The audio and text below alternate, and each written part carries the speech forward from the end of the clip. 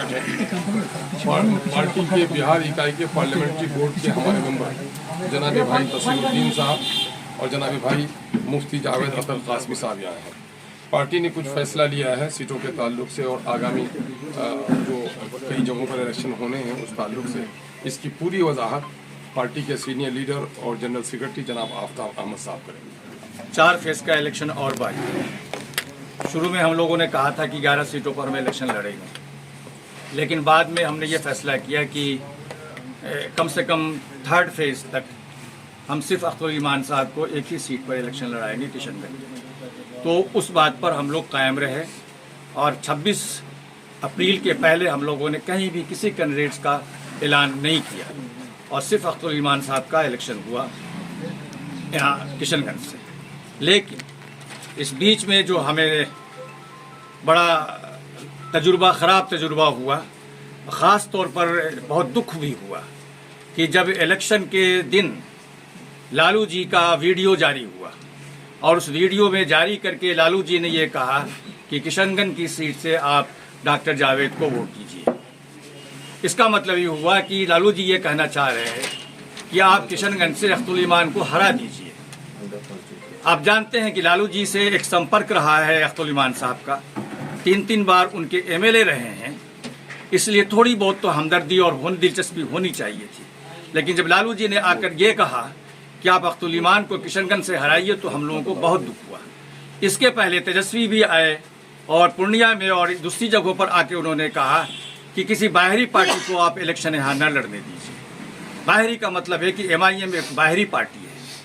हिंदुस्तान की हर जगह कितने स्टेट्स में 15 स्टेट्स में MIM इलेक्शन लड़ रही है, वो एक बाहरी पार्टी हो गई। और राजद जब जाके बंगाल में इलेक्शन लड़े, राजद जाके दिल्ली में इलेक्शन लड़े तो वो बाहरी नहीं है। तो ये रवैया जो इन लोगों का रहा है, खासकर इंडिया अलायंस का, जैसे इंडिया अलायंस भी कहते हैं, इनका ये रवैया रहा है कि अक़लियतों का वोट तो लिया जाए लेकिन अक़लियतों को हिस्सेदारी न दी जाए। और बिहार में उसका ख़ास जो है वो ये प्रमाण मिला कि उन्होंने 22 सीटें ऐलान की राजद वालों ने बिहार में, उसमें सिर्फ 2 मुसलमानों को उन्होंने टिकट दिया। MY समीकरण जब कहते हैं तो कम से कम बराबर तो देते हैं, लेकिन हमें किसी से शिकायत नहीं है, हम किसी जाति बिरादरी के खिलाफ भी नहीं है। लेकिन अगर यादवों को आप 22 में 9 सीटें देते हैं और जब मुसलमानों को आप 2 सीटें देते हैं तो सवाल तो उठता है न। सवाल तो हमारी कम्युनिटी कर रही है और हमारी कम्युनिटी के खासकर जो नौजवान हैं जिनकी उम्र 20, 25, 30, 35 साल की है, ये इस वक्त बहुत ही गुस्से में है, बहुत क्रोध में है और वो कहते हैं कि साहब आपने ये जो राजद है और कांग्रेस है वो हमें टेकन फॉर ग्रांटेड रखा है। हमारी 18% आबादी है, बिहार में हमारी सबसे ज़्यादा आबादी अक़लियतों की है, उसके बाद ही किसी बिरादरी की आबादी आती है। लेकिन अगर इस तरह से आप ट्रीटमेंट कीजिएगा अक़लियतों को तो अक़लियतों के अंदर नाराज़गी होना बिल्कुल वाजिब है।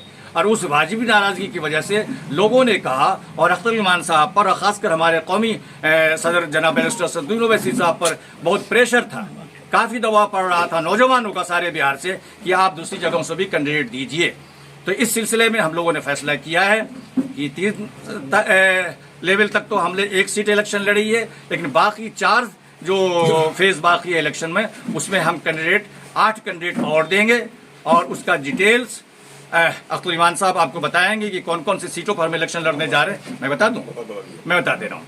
तो 8 सीटों के सिलसिले में हम लोगों ने फैसला किया है कि 9 सीट बल्कि तो 9 सीटों के सिलसिले में हम लोगों ने फैसला किया है कि बाकी जो 4 लेवल पर जब इलेक्शन होगा तो उसमें हम कैंडिडेट देंगे, MIM कैंडिडेट देगी। हमारे पास अच्छे कैंडिडेट मौजूद हैं और भी लोग आ रहे हैं। तो उसमें कुछ जगहों पर तो हमने डिसाइड कर लिया है कैंडिडेट्स का और बाकी जगहों पर हम जल्द से 1-2 रोज़ में जल्द से जल्द कैंडिडेट्स का ऐलान करेंगे। लेकिन जैसा मैंने कहा, बुनियादी बात यह है कि ये MIM ने इलेक्शन क्यों लड़ने का फैसला किया, ये बुनियादी सवाल है। और वो सवाल सिर्फ इसलिए है कि जिस तरह से ट्रीटमेंट किया गया है हमारे साथ, हमें जो है सो अछूत बनाकर रखा गया। हमने पहले भी उनसे कहा था कि हमको इंडिया अलायंस में ले लीजिए, हम इंडिया अलायंस में जाने के लिए तैयार हैं, लेकिन उनको मुसलमानों का वोट चाहिए, अक़लियतों का वोट चाहिए, लेकिन उनको हिस्सेदारी में नहीं देने के लिए तैयार हैं और उन्होंने इंडिया अलायंस में हमको नहीं लिया, हमको अछूत बनाकर रखा। तो हम अछूत हैं तो ठीक है, हम अलग से इलेक्शन लड़ेंगे।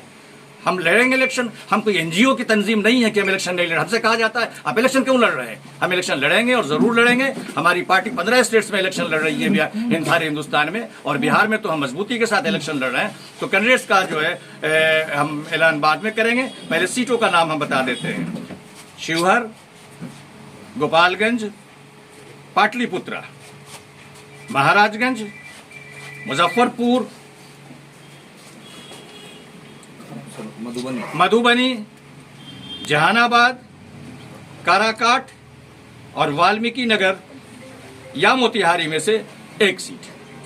तो इतनी 9 सीटें जो हैं, फिर मैं इसको रिपीट कर दूं, शिवहर, गोपालगंज, पाटलिपुत्रा, महाराजगंज, मुजफ्फरपुर, मधुबनी, जहानाबाद, काराकाट, वाल्मीकि नगर, मोतिहारी में अंडर कंसिडरेशन वो सीट है।